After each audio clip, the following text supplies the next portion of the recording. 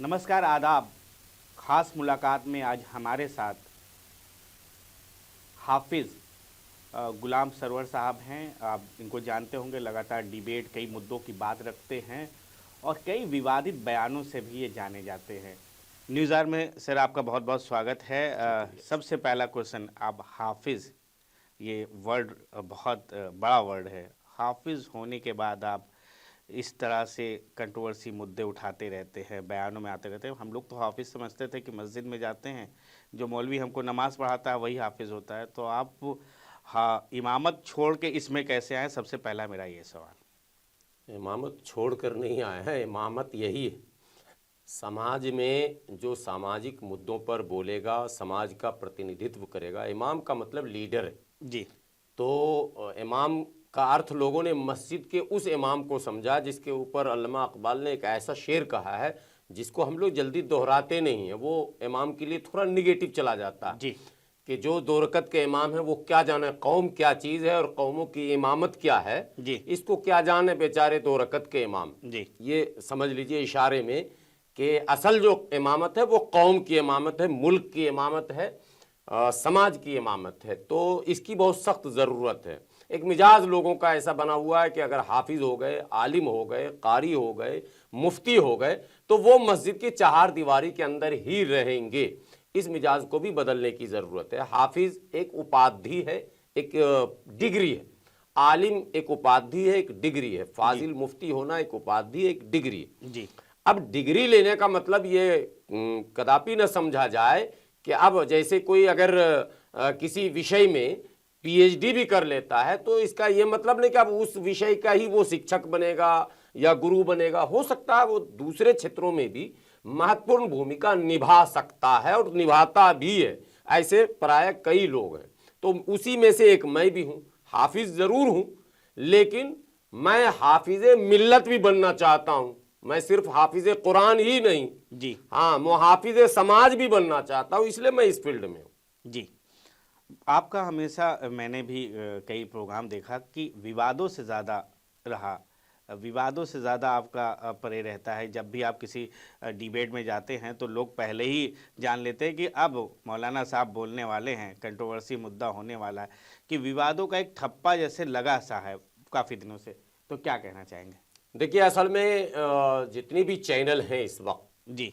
आप चूँकि पत्रकार जितने भी हैं वो दूसरे तमाम पत्रकारों के भाव को दूर से ही समझ जाते हैं। जी। इस वक्त सारे चैनल का अपना एक एजेंडा है। जी। एजेंडे पर वो पैनलिस्ट को घेरना चाहते हैं। जी। मैं सदैव, मेरा ये प्रयास रहता है कि मैं किसी भी एंकर के उस दायरे को तोड़कर आगे बढ़ जाऊं। जी। जब भी वो किसी मुद्दे को लाते हैं, अक्सर आप देखते होंगे मंदिर मस्जिद के मुद्दे, हिंदू मुस्लिम के मुद्दे, जी। इस तरह के मुद्दों पर बहुत ज्यादा डिबेट्स होते हैं। अब ऐसे में मैं हमेशा उस मुद्दे को बदलने की कोशिश करता हूँ, डाइवर्ट करता हूँ। दो चार मौलाना बैठे हैं पैनल में, दो चार साधु संत बैठे हैं, कुछ इस्लामी स्कॉलर हैं, कुछ हिंदू धर्म गुरु हैं, ये मैं उसमें से समाज की बात निकाल कर लाता हूँ। इशू है क्या इस मुल्क में, मुद्दा है क्या, क्या वाकई इस मुल्क में हिंदू मुस्लिम मुद्दा है क्या? न ये मुद्दा था, न मुद्दा है, न आगे ये मुद्दा रहेगा। जी। धर्म कभी मुद्दा बन ही नहीं सकता। धर्म तो एक ऐसी पवित्र चीज है, ये नाम ही इतना पवित्र है, धारण करने की चीज, अपने जीवन में लाने की। माने जो आप इंटरनल सफाई करना चाहते हैं, जिसके साधना, अध्यात्म, कितने नाम से लोग इसको जानते हैं और इस्लाम में भी उसको कई नाम दिया गया। जी। तो उस पर विवाद कहां से आ जाएगा?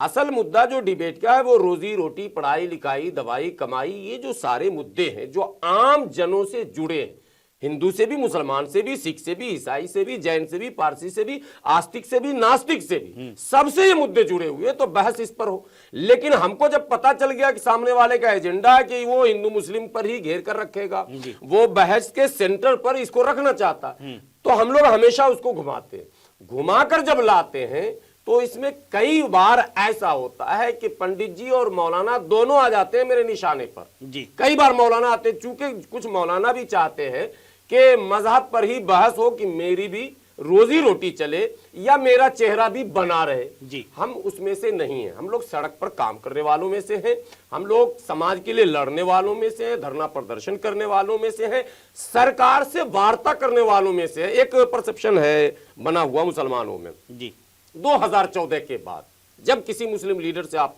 कुछ सुनेंगे, उनकी तकरीर सुनेंगे, उनका भाषण या इंडोर वो आपस में बात करते, तो एक जहन बना दिया गया है कि 2014 के बाद ऐसा हो रहा, फला काम 2014 के बाद हो रहा।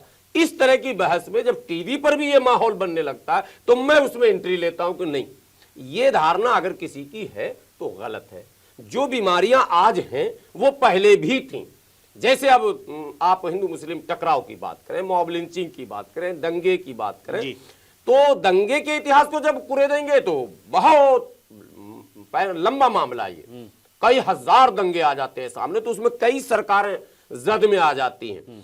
तो आप सपा को भी नहीं बख्श सकते उसमें, आप बसपा को भी नहीं छोड़ सकते। कोई क्लीन, कोई साफ शफाफ है ही नहीं, ना आरजेडी, ना जेडीयू, ना कांग्रेस, ना सपा, ना। तो ऐसे में हमारे यहाँ पैनलिस्टों में जो साधु संत होते हैं, आप इसको अनुभव करते होंगे, आपके यहाँ भी आते होंगे, अक्सर आपके पास बैठते भी होंगे। साधु संतों में भी और मौलानाओं में भी किसी दल विशेष के वो सपोर्टर्स दिखते हैं, उनके शब्द वैसे ही इर्द गिर्द घूमते हैं, जैसे लगता है कि वो किसी दल के खास है, वो पूरा शब्द वहीं घूमता रहेगा। मैं इन सब सीमाओं को तोड़ देता हूं। नहीं, मैं कहता हूं कि दल में नहीं, दिल में रहकर आप बात कीजिए, लोगों की दिल की बात कीजिए। आप अगर धर्मगुरु है तो भी और समाज सेवी है तो भी, दोनों में, दोनों स्थिति में आप दल की बात ना कीजिए, दिल की बात कीजिए। मैं ही नहीं कह रहा हूं, जी न्यूज़ ने तो आपका पूरा प्रोग्राम कराया। एक बड़ा आरोप चला ऑपरेशन वायरस, आपने तबलीगी जमातियों की मदद की कोरोना काल में, आप खुल के आपकी वीडियो वायरल हुई। तमाम जी न्यूज़ के सुधीर चौधरी जो लगातार आपका प्रोग्राम चलाते रहे, तो आप जब गलत नहीं हैं, विवाद में रहते नहीं, तो एक बड़ा चैनल नेशनल आपके बारे में लंबे 36 घंटे आपकी खबर चला रहा है। आपने ये सवाल किया, इसके लिए सबसे पहले आपको बधाई। इस सवाल में सारे जवाब माने पोशीदा हैं, जिसको उर्दू में बोलते हैं, छुपे हुए हैं सब। जी जो आरोप हम पर लगे हैं, वो आरोप ये नहीं लगे कि मैंने चोरी की, मैंने डकैती की, मैंने कोई गैर कानूनी काम किया, या मैंने समाज को धोखा दिया, या किसी अमुक को धोखा दिया, या किसी से ठगी की। इस तरह के कोई भी आरोप नहीं। इसमें आरोप सीधे सीधे ये लग रहे हैं कि तबलीगी जमात के लोगों की मदद की। शब्द समझिए, उस पूरे डिबेट को आप सुनेंगे, वो जितने घंटे उन लोगों ने चलाए थे, उसमें यह साफ था कि तबलीगी जमात के लोगों की मदद की। तो मदद के लिए तो हम पैदा ही हुए, समाज की मदद के लिए। अब तबलीगी जमात को जबरन उस समय सरकार घेर रही थी। माना कहा गया कि नाकर्दा गुनाहों में वो मुब्तला हो चुके थे, जो गुनाह उन्होंने किया ही नहीं, सरकार कर रही नहीं। आपने किया, कोरोना आपने फैलाया, सारे मामले आपसे हो रहे हैं, आप पूरे शहर को ये कर रहे हैं, वो इत्यादि इत्यादि। तो हम लोगों को लगा कि सरकार इस कोरोना का भी धार्मिकरण करना चाहती है। ऐसे में जो लोग इधर उधर फंसे हैं उनको सेव करना बहुत जरूरी है। उस समय आप देखते होंगे तस्वीरों में पुलिस भी सख्ती से पेश आती थी तबलीगी जमात के लोगों के साथ, और समाज का एक तबका, अब मैं उसको भाजपा, आरएसएस, बजरंग दल ये नहीं कहता हूं, समाज का एक तबका वो पहले से मेंटली प्रिपेयर्ड है। उसमें फिर 2014 उसमें हम नहीं शामिल करते हैं कि 14 के बाद अचानक ऐसी जहनियत बन गई, ये भी नहीं, पहले से भी वो लोग थे। और पहले से नहीं थे तो बाबरी मस्जिद कैसे टूट गई, पहले से नहीं थे तो भागलपुर कैसे हो गया, पहले से नहीं थे तो मेरठ मलियाना कैसे। 1000 सबूत है कि इस तरह की सोच के लोग पहले से भी थे। तो ये जो तबलीगी जमात कोरोना का मामला आया लॉकडाउन के बाद, और जैसे इसका संबंध जमात से जोड़ा गया, वो पूरे देश में टोपी, दाढ़ी और विशेषकर तबलीगी जमात के लोगों को एक अलग दृष्टि से देखा जाने लगा। तो हम लोग चिंतित हुए, फिक्रमंद हुए थे कि हम उस समाज में काम करते हैं तो चिंता लाजमी था। मुझे लगा कि मुझे इनके लिए कुछ करना चाहिए। मैं चूंकि पास होल्डर था, कर्फ्यू पास हमारे पास था, वो सारे आरोप भी उन लोगों ने लगाए हैं, तो मैंने उसका खूब बेहतर इस्तेमाल किया। एफआईआर भी हुई, सब कुछ हुआ। मेरे साथ 2-4 और पास होल्डर्स थे जो मीडिया के आप जैसे दोस्त थे, मैंने उनकी भी मदद ली। मैंने कहा वो लोग सब आइए और इस विपदा की घड़ी में, इस मुसीबत की घड़ी में इंसानियत की मदद के लिए। सरकार क्या सोचती है, उनका वोट का अपना टारगेट है, उनका एजेंडा अलग है, लेकिन ये जो संगठन है सो कॉल्ड हिंदू मुस्लिम के नाम पर बने हुए, ये तो सरकार के एजेंडे को समझे न समझे, ये फौरन मैदान में कूद जाते हैं। इनको कुछ नहीं बच जाए, श्री राम अल्लाह अकबर नारे तकबीर, ये वो माहौल बन गया। इनको पता नहीं कि पर्दे के पीछे से खेल हो क्या रहा। तो हमें ये अपने लोगों को ये भी समझाना रहता है कि आप जज्बाती ना बने, जज्बाती नारों में ना उलझे, और जय श्री राम नारे तकबीर मसले का हल नहीं है। इस पर भी एक बहुत बड़े शायर ने कहा है कि कभी कभी ये नारे तकबीर भी फितना बन जाता है। वो एक शेर है वज़ाफ्ता, इस पर मैं हर जगह शेर सुनाना नहीं चाहता, मैं इसका आदी नहीं हूं, लेकिन पढ़े लिखे लोग जो आपका शो अभी देख रहे होंगे उन्हें पता है कि कहां नारे लगाने हैं, कहां क्या करना है। तो ये सारी चीजें हम लोग समाज को समझाते हैं। अब उसको अगर चैनल वाले आरोप की दृष्टि से चलाते हैं, वो चलाएं, मैं कहां डर रहा हूं। उन्होंने एफआईआर भी करवाया, मैं वहां भी पीछे नहीं हुआ, आज मैं क्लीन हूं, सारी चीजें खत्म हो गई। इसलिए आप जो कहना चाहते हैं कि आप कंट्रोवर्शियल स्टेटमेंट के लिए जाने जाते हैं, मैं कहता हूं मैं पॉजिटिव काम के लिए जाना चाहता हूं। मुस्कुराइए, आप लखनऊ में, आप लखनऊ आए, कोई दिक्कत हुई? नहीं, बिल्कुल नहीं, कोई परेशानी हुई? होगी भी नहीं, पहले भी मैं आया था। लखनऊ तो अमन का गहवारा है। विपक्ष का कहना है कि 2017 के बाद जब से योगी जी की सरकार आई है, मुस्लिम जो है वो सेव नहीं है, अनसेव है। यही मैंने पूछा कि आप लखनऊ आए, कोई दंगा तो नहीं हो गया, आप पे कोई हमला तो नहीं हुआ, ये मेरा पूछना था। देखिए, मैंने अच्छा सवाल आपने किया। कई चैनलों में इस तरह के सवाल उठ रहे हैं और मैं निरंतर यात्रा पे रहता हूँ जी। पटना, अभी मैं गुजरात के अहमदाबाद भी गया था, एक पीसी भी वहाँ मैंने किया था एक होटल में, और चुनाव से पहले भी मैं लखनऊ आया था, चुनाव के बाद दूसरे टर्म की सरकार योगी जी की बनी तब भी मैं आया, और आज फिर मैं लखनऊ में हूँ। सबसे पहले मैं आपको बताऊँ, यही धारणा की बात आ गई ना, विपक्ष का जो आरोप है कि मुसलमान सुरक्षित नहीं है, तो विपक्ष से मैं ये पूछना चाहता हूं कि बाकी कौन कौन लोग सुरक्षित हैं? वो सुरक्षित हैं क्या? विपक्ष के सारे नेता सुरक्षित हैं क्या? वो जिस जाति विशेष की राजनीति करना चाहते हैं, क्या वो जातियां सुरक्षित हैं क्या? क्यों मुसलमानों के कांधे पर बंदूक रखकर वो चला रहे हैं? ये एक बड़ा सवाल है, महत्वपूर्ण सवाल है। ये विपक्ष की उन तमाम पार्टियों से मैं पूछता हूं, केवल सपा बसपा कांग्रेस नहीं कह रहा हूं, छोटी मोटी भी जो पार्टियां बनी हुई हैं, किसी न किसी जातियों के दायरे में वो काम भी करती हैं, वैसा ही नाम भी रखती हैं पार्टियों का। मैं उन तमाम नेताओं से प्रश्न करता हूं कि आप मुसलमानों को बलि का बकरा क्यों बना रहे हैं? आपको राजनीति करनी है, आप खुलकर रोजी रोटी, पढ़ाई लिखाई, दवाई, बिजली, पानी, सड़क इत्यादि इत्यादि मुद्दों पर क्यों नहीं बात करते? शिक्षा का स्तर ऊंचा हो, इस पर आप सरकार को क्यों नहीं घेरते? यूनिवर्सिटियां और बन जाएं, इस पर क्यों नहीं घेरते? अस्पताल और अच्छे बने, हर जिला में एम्स बन जाए, इस पर क्यों? आप बात बात में मुसलमान, मतलब एक तरफ आरोप भाजपा पर आप अगर लगाते हैं कि वो सांप्रदायिक पार्टी है, तो दूसरी तरफ आरोप आप पर स्वयं लग जाता है कि सांप्रदायिकता के पिच पर ही आप खेलना चाहते हैं, आप उससे बाहर निकल ही नहीं रहे। ये इसलिए मैं कह रहा हूं अनुभव के आधार पर, और मैं मुसलमानों से भी कहता हूं, इन राजनेताओं के कथित बातों में आपको नहीं आना चाहिए। कहीं कोई खतरा नहीं है। जिस समाज में हम रहते हैं वो समाज हिंदू बहुसंख्यक समाज है, हिंदू हमारा बड़ा भाई है। हम नहीं, मेरे पिता, मेरे दादा, मेरे पूर्वज उसी समाज में रहते आए, हजारों वर्षों का इतिहास है।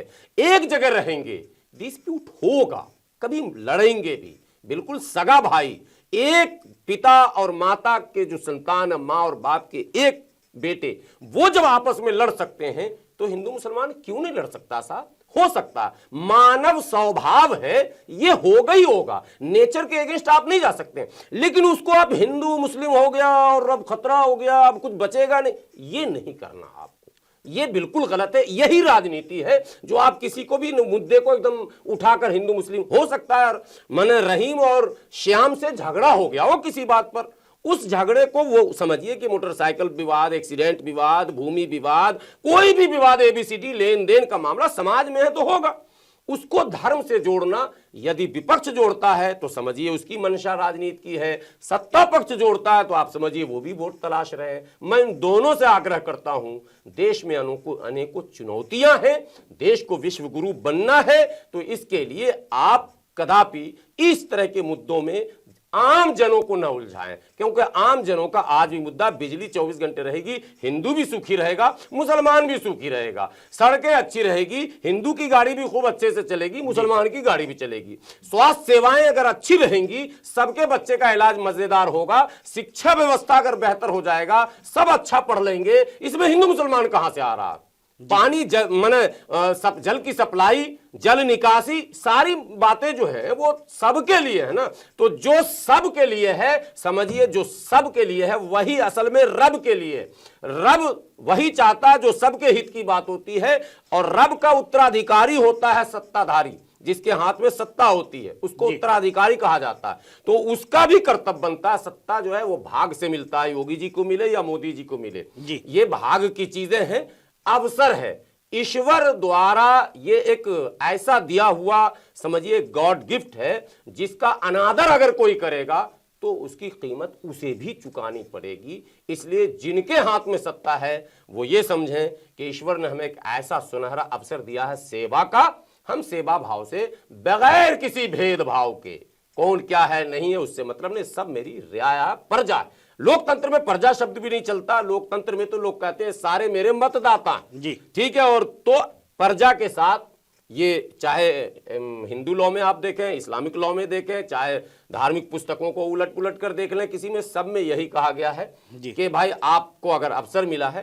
तो आप सेवा करें, ताकि आपको इसका बदला दूसरी जगह भी मिले। जो पुनर्जन्म की अवधारणा हिंदू धर्म में है, तो हमारे यहाँ पुनर्जन्म नहीं है, लेकिन पुनर्जन्म मतलब है आखिरत, एक और दुनिया, तो हमें भी वहां के लिए भी कुछ करना है। तो चाहे कोई भी हो, ये गॉड गिफ्ट है, आप इसको एक्सेप्ट कीजिए। नहीं, आपने मेरे सवालों का जवाब नहीं दिया। 2012 का उत्तर प्रदेश और 2017 से 22 का उत्तर प्रदेश कितना बदल रहा है उत्तर प्रदेश आपके नजरिए में? आप भी उत्तर प्रदेश आते रहते हैं। देखिए, 7 से 12 उत्तर प्रदेश में एक बड़ा बदलाव आया था, ये मैं अब क्लियर कट कर रहा हूं, मैं किसी दल का समर्थक नहीं हूं। 7 से 12 जो इंफ्रास्ट्रक्चर था पूरा अलग चेंज हुआ था पूरा। चाहे आप लखनऊ को देख लें, लखनऊ की तमाम वो पार्क वगैरह के बनावट को देख लें, फिर दिल्ली से पहले नोएडा चले जाएं, आपको लगेगा ये सब डेवलप किया था, नोएडा, ग्रेटर नोएडा, गाजियाबाद, वहां से ये जो चला है सिलसिला उत्तर प्रदेश के विकास का, वो रुका नहीं है। ये इंसाफ की बात है। जिन सरकारें चाहे बदली, फिर बाद में 17 में सरकार, 12 से 17 की सरकार अलग रही, 7 से 12 की अलग रही, तो 7 से 12 में भी काम हुआ, 12 से 17 में भी काम हुआ, 17 से निरंतर आज तक भी काम हो ही रहा, ऐसा नहीं कि नहीं हो रहा, लगातार कुछ न कुछ नई चीजें हो रही है। अब रही बात कि आवश्यकताएं असीमित हैं, काम जो भी हो रहा है वो सीमा के अंदर हो रहा, असीमित नहीं हो रहा। उत्तर प्रदेश भाग्यशाली राज्य है जिसको देश की राजधानी दिल्ली का मतलब सीमा मिला हुआ है, और ग्रेटर नोएडा, गाजियाबाद और वो जिसको एनसीआर के नाम से डेवलप किया गया है, ये बहुत बड़ा इलाका है जो उत्तर प्रदेश को बहुत कुछ देता है। आपको आश्चर्य होगा, पूरे भारत को जो मीडिया हब आप अगर कहेंगे, पूरे भारत जिस टिकटकी लगा के जो देखती है चैनल को, वो उत्तर प्रदेश के नोएडा में है। आप भारत के किसी कोने में बैठे हैं, देख आप रहे हो, दिखाने वाला जो है वो यूपी का क्षेत्र है। बिल्कुल, ये बड़ी चीज है। चाहे असदुद्दीन ओवैसी हो, चाहे अखिलेश यादव हो, चाहे सलमान खुर्शीद हो, वो कह रहे बाबा का बुलडोजर तो चल रहा है, मुख्तार, अतीक, रफीक, शफीक, किसी राम, श्याम और रामू और इस पे नहीं चल रहा। क्या कहना चाहेंगे? देखिए, ये न्यायिक मुद्दा है, और न्यायपालिका के किसी भी कार्य में सीधे सीधे आम जनों को हस्तक्षेप नहीं करना चाहिए। ये सत्य है कि जिसकी सत्ता होती है जी, वो चूंकि न्यायपालिका वही फैसला देती है जो कागजात बनाकर उसके समक्ष प्रस्तुत किए जाते हैं। इस तरह के तमाम डॉक्यूमेंट्स को बनाने का काम पटवारी से लेकर डीएम तक का होता है। जाहिर सी बात है, ये सारे अफसरान जो हैं वो कहीं ना कहीं पंचायत सचिव से बल्कि जोड़ लीजिए आप, पंचायत सचिव से लेकर और डीएम तक, और राज्य सचिव को भी इंक्लूड कीजिए, तो वो सरकार के प्रभाव में काम करते हैं। ये केवल योगी जी पर यह आरोप नहीं लगेगा, पिछली तमाम सरकारों ने अपने अधीनस्थ जो भी उनके रहे हो, उन पर उन्होंने अपने मन का कुछ न कुछ तो थोपा ही है। ये एजेंसियों के मामले में भी यही बात है, जो इन्फोर्समेंट है उस पर भी सरकार का प्रभाव होता है। ये नेचुरल प्रभाव है। इससे आरोप लगाने से काम नहीं चलेगा कि योगी जी पुलिस का गलत इस्तेमाल कर रहे हैं। इससे पहले भी पुलिस का गलत इस्तेमाल हुआ, उससे भी पहले हुआ और उससे भी पहले हुआ। सत्ता के इतिहास को जब भी आप कुरे देंगे तो सत्ता का दुरुपयोग भी हुआ है सदुपयोग के साथ। तो ये आरोप आज जो लग रहे हैं, तो इसमें तो कई नॉन मुस्लिम नाम भी हैं जिनका इनकाउंटर भी हुआ इस सरकार में। कई नॉन मुस्लिम नाम है जिनके घर को बुलडोजर से बिल्कुल तहस नहस कर दिया गया। ये कहना कि केवल मुख्तार पर हो रहा, केवल अतीक पर हो रहा, बहुत उचित नहीं है। हाँ, ये एक मैसेज जरूर मुसलमानों में चला गया बोलते बोलते कि अब जो कुछ भी होगा वो मुसलमान के ही साथ होगा, नकारात्मक, सकारात्मक कुछ होगा नहीं। मैं समझता हूं इस धारणा को बदलना है। बड़ी तेजी से भाजपा की तरफ मुसलमानों का एक तबका बढ़ भी रहा और इसका आभास भारतीय जनता पार्टी को हो भी रहा है कि मेरी तरफ लोग आ रहे हैं। दोनों बातें हैं। और रही बात काम की, विकास की, कोई भी ऐसी योजना सरकार की नहीं है जिससे मुसलमानों को सुनियोजित ढंग से वंचित किया जाए। इसमें कहीं ना कहीं हम भी कसूरवार हैं कि हम सरकारी योजनाओं को आम मुसलमानों के बीच ले जाकर उसका परिचय कराना, कैसे इसका लाभ लोगे, इसके लिए हमारे पास कोई टीम अभी तक नहीं है। संगठन जितने हो, पार्टियां जितनी हो, पाठ जो भी हमको पढ़ा दे, लेकिन सच्चाई है साहब कि उसके लिए हमारे पास कोई ऐसी टीम नहीं है। आरोप लगाना आसान है, लेकिन जो सच्चाई है उसको समझना जरूरी है। जाति जनगणना हो रही है, अभी बिहार में स्टार्ट हो गई है। किस तरह से आप देखते हैं, उत्तर प्रदेश में होनी चाहिए और राज्य में होनी चाहिए कि नहीं होनी चाहिए? निसंदेह पूरे भारत में होनी चाहिए। देखिए, भारतीय समाज की जो संरचना है वो ऐसी संरचना है कि कई आंदोलन बड़े बड़े चले, लेकिन जाति व्यवस्था समाप्त नहीं हो पाया। धर्म कई आया, इस्लाम आया इस दावे के साथ, मसावात का पैगाम लेकर कि हम सबको एक बराबर, एक समान कर देंगे। लेकिन फिर भी वो जो आइडेंटिटी है, जो वो जो पहचान है, वो आज भी जातियों से ही है। तमाम क्रिश्चियनिटी आया, इस्लाम आया, सिखिज्म आया, एक बार विलुप्त हो चुका बौद्ध धर्म फिर से शुरू हुआ, लेकिन जातीय जो पहचान है वो समाप्त नहीं हो पाया। ऐसे में भारतीय लोकतंत्र में हिस्सेदारी लेने के लिए जरूरी है कि ये पता तो चले कि आखिर कौन है, कहां, कितना, किस तरह से है। उसकी आर्थिक, सामाजिक, राजनीतिक स्थितियों का मूल्यांकन करने के लिए ये बिल्कुल जरूरी है कि जातियों की भी गणना हो। ये कोई असंवैधानिक नहीं है, असामाजिक नहीं है। और कोई ये तर्क देता है कि इससे जो है विषमता बढ़ेगा, बिल्कुल नहीं। इससे सरकार को योजनाएं बनाने में मदद मिलेंगी। इससे सरकार जब ईमानदारी से कुछ करना चाहेगी तो वो जातियों का आंकड़ा और क्षेत्र उनके सामने होगा, तो विकास की जो वो सोच रखते हैं, जो भी सरकारें रखती हैं, तो उसमें ईमानदारी से वो अमल करना आसान हो जाएगा। एक बात ये। दूसरी बात है कि राजनीति में, डेमोक्रेसी में अवसर भी सबको मिलना चाहिए। बिहार, उत्तर प्रदेश ही नहीं, भारत के कई राज्यों में कई ऐसी जातियां हैं जिनकी संख्या तो अच्छी खासी है, लेकिन राजनीति के गलियारे में वो अब तक घूमने भी नहीं आ पाए बेचारे। उनकी जाति के लोग लोकसभा, राज्यसभा, विधानसभा, एमएलसी, चेयरमैन, ये सब के इर्द गिर्द नजर नहीं आते। तो जब ये गन्ना सामने आएगा ना, तो विल पावर डेवलप होगा उनके अंदर, लगेगा यार इतनी तादाद हम कर सकते हैं। तो जब उनको आएगा कि हम कर सकते हैं, तो वो चेंजेस आएंगे, तो उनको भी अवसर मिलेगा, वो मुख्य धारा से जुड़ेंगे। इसलिए जातीय जनगणना का मैं समर्थन करता हूं, और नीतीश कुमार जो कर रहे हैं, मैं समझता हूं पूरे भारत में ये काम शुरू होना चाहिए। बहुत बहुत शुक्रिया हमसे बात करने के लिए। ये हमारे साथ मुस्लिम स्कॉलर हाफिज गुलाम सरवर साहब थे, जिन्होंने तमाम मुद्दों पर अपने बात रखी और हमारे चैनल से बात करके तमाम जो मुद्दे हैं, चाहे वो कंट्रोवर्सी वाले मुद्दे हों, चाहे सरकार के मुद्दे हों, सब पर अपना जवाब दिया। और सरकार क्या काम कर रही है और सरकारें कैसे काम कर रही है और जाति गणना पूरे उत्तर प्रदेश में होना चाहिए, तमाम मुद्दों पर हमारे चैनल पे रखा।